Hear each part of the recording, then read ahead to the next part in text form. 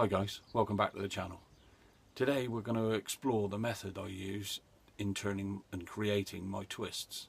Now I'm going to go over this briefly for two reasons.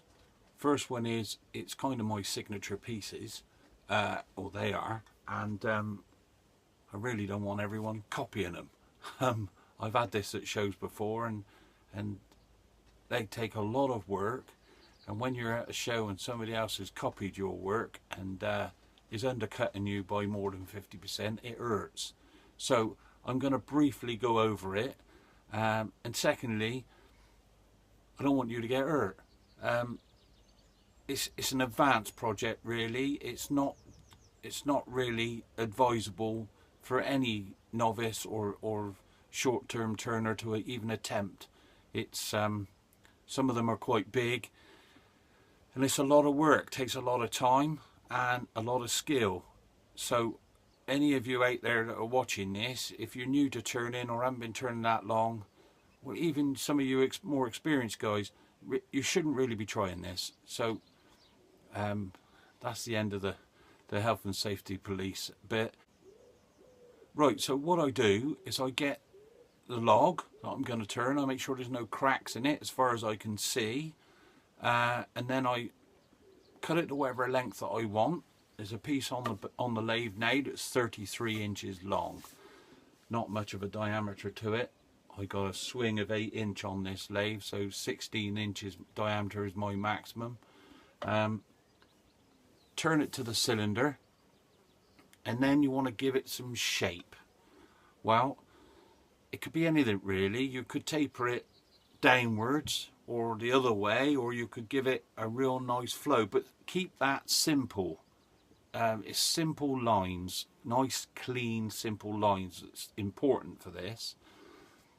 And then the same as you would for a finial for the lid of a box, you mark out where you want the twist to be, whether it's a single twist or a double twist or whatever it is you're doing. Mark out using horizontal and vertical lines the same as you would on a finial. This is just an exaggeration of that finial. We've all turned finials on lidded boxes, and so excuse me, it's quite a simple process. You want your horizontal lines at sections, equal gaps. So I've got an indexing head on this lathe, and I can mark out the horizontal lines in, so I get the sections. Your vertical lines can vary. Now, the closer together they are, the greater the turn, the twist. The wider the part they are, the looser. So it's almost like a kiss curl. Looser it goes. So the wider they are, the looser it is. The closer they are, the tighter it is. And a quick tip, the tighter it is, it gets harder. It really does, especially if you've got multiple twists. Now, this one I did a couple of days ago, and it's drying because I use mostly wet wood for doing this. And as you can see, I've rough carved it out. Is that sun going to get in the way? Let's block it. There we go. So you can see I had horizontal, so that would have been on the lathe like that, look. I've turned it and the spigot at the end to go into the base. I've turned it to a taper, and I've marked my horizontal and vertical pencil lines. And then what I do is you'll end up with lots of boxes. So you go corner to corner and do a diagonal line all the way around the twist. Hang on, I'm going to sneeze.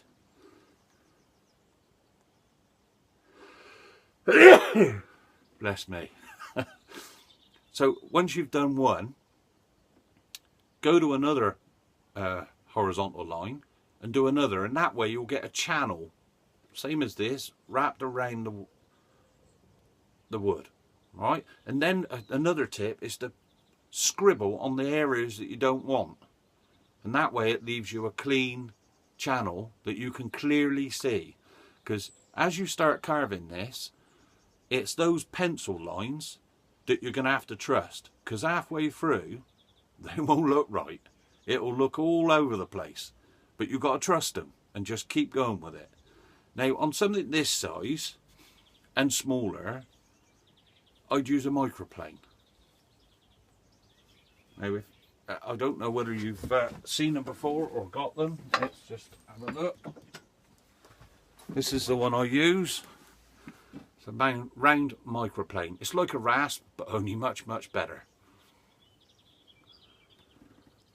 Let's see if there's a logo on there. They're really, really cheap. This one is less than 20 quid. And they do all different shapes and sizes. So you can get V ones, this round one, you get a flat one. And they come in different lengths as well. So there's a small one, and then there's a shorter one, sorry. And there's one that's in a, there's one that's in a handle that you can clip the round bit off, the foil bit off, and put the V one on. So it's a multi-purpose one. But these are brilliant, worth their weight in gold, absolutely. You've seen in a previous video I did a double twist just with this. The whole thing was carved out just with this. And it's brilliant. Anyway, going back to this one. This was carved out a couple of days ago, and what I'm doing is, because it was so wet, I'm allowing it to dry. Now, there's some faults in it. So, which is obvious, it's going to happen. So what I do, while it's drying, I've CA glued where I can see a fault that might get worse. Alright? Now, this one is probably about 5mm thick, and I'll take that down to about 3mm, maybe 2mm when I'm sanding it. I shall work this over it like this, all the way around, and then sand it, and it'll get down to about 2, maybe 3mm thick. The bigger ones, well, I use other bits of kit for that. Basically in my arsenal I have everything from a spoon knife up to a chainsaw. I'm not an architect man. I don't really like the chainsaw disc things in a grinder. I'm nervous of them, so I don't use them. But that said, everyone to their own. As I said before, this isn't quite an advanced project for you to try. If you're going to try it, it's your fault if you get hurt. Nothing to do with me. So on here, this piece of chestnut, as I said before, is 33 inches long. I've roughed it, and I've noticed I've got a slight crack in the end. So what I shall have to do is take it off the lathe, cut off that end that's got that crack in it, and so that'll bring that down, I expect, to about 29 inches, and then give it some shape. So we'll see in a minute. Okay, so I've turned the shape that I want and like. I've turned the spigot on the bottom and given this a flat recess so that it sits flush with the base when we're done. I've also sanded the shape because it's easier to do it at this point than it is later on. You can see my vertical and horizontal pencil lines giving me the squares as I mentioned earlier. So all you're going to do to get the twist is to pick one of the horizontal lines and draw your pencil. Now I'm doing it a bit cack-handed here for the purposes of the video, but there you go, look, you've got your first pencil line. If you move to the next one and do the same thing, you'll come to here, and then this one,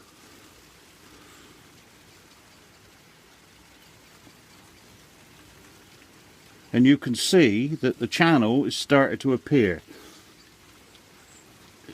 Now I've done these at different spaces because of the design I want on it.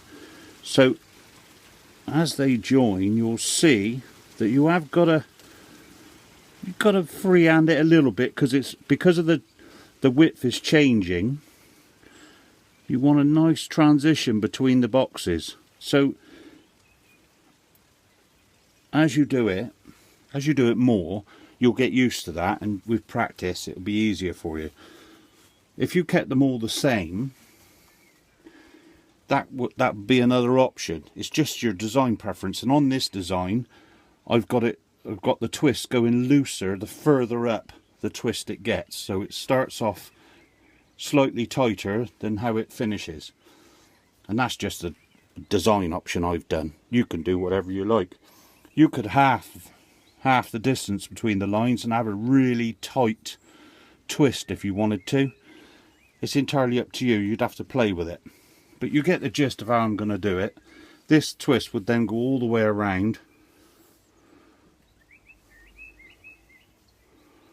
All the way around, and you'll end up with that column going right round the piece of wood. And what I do then, once I've marked it all out, is just scribble, so that you've left with this clear area that you don't want to carve out. When it gets to the bottom, what I like to do is I like to double it back. So I do a bit of freehand. There's the next line, so I might swoop that. Just swoop it round so that it looks like it started one way and then come to the other. And then down here, instead of coming straight down on the vertical, what I might do is just allow it to go beyond, just so it's almost dragging it up. Obviously, because I'm doing this so cack-handed, my pencil lines aren't very good, but I'm hoping you'll get the gist. So there you go, look, so it sweeps up and round. So that one's obsolete now. It sweeps up and round. So I'm going to carve all this away. All that's going to come out. Yes, it's a lot of wood. Yes, it takes a long time. But this would have been a bit of firewood. I haven't had to buy this. This came down in the village. So shavings it produces will go towards the chickens in a local small holding. So it's not like I'm wasting wood for wood's sake. So there you go. You'll end up with a twist, plain in the middle, look. Carve that out, and then you'll end up with just like that ribbon going up in a twist. And then you'll have to spend some time tidying it up, cleaning it up. Now, one thing I haven't said is that as this is wet wood, you've got to let it dry out. Now, if you were to carve all this out in one hit, say one of you gets a chainsaw or one of those Arbortech things and carves all this out, what you'll find is the moisture content in here, because you're going quite thin, it will make the twist sag in time. It needs to be dry. So you need to carve out a little bit, put it away, let it dry slowly for a couple of weeks, then get it back out, carve a little bit more, then put it away. And you've got to do it slowly. If you do it too fast, as I say, the weight of the moisture inside the wood will just make that twist sag right down, and it'll just break. It'll look useless. So to keep it vertical, to keep that twist intact, take your time and put it away after each stint on carving. I know it's a long process, and I haven't been able to find a way to speed it up. I haven't got a microwave big enough for some of these. Some of these twists I do are 3 foot tall. So you've got to be patient with it. And this is why I say it's a lot of work, it's a lot of skill, a lot of patience, and really it's not a project for a novice or intermediate turner. It wants somebody who's got some time and some patience. Okay, so there you go. There's an insight into how I make those twists. I hope you enjoyed the video. Maybe next time we'll do a different design or something like that. If you like the video, give it a thumbs up. If you haven't already subscribed, please subscribe.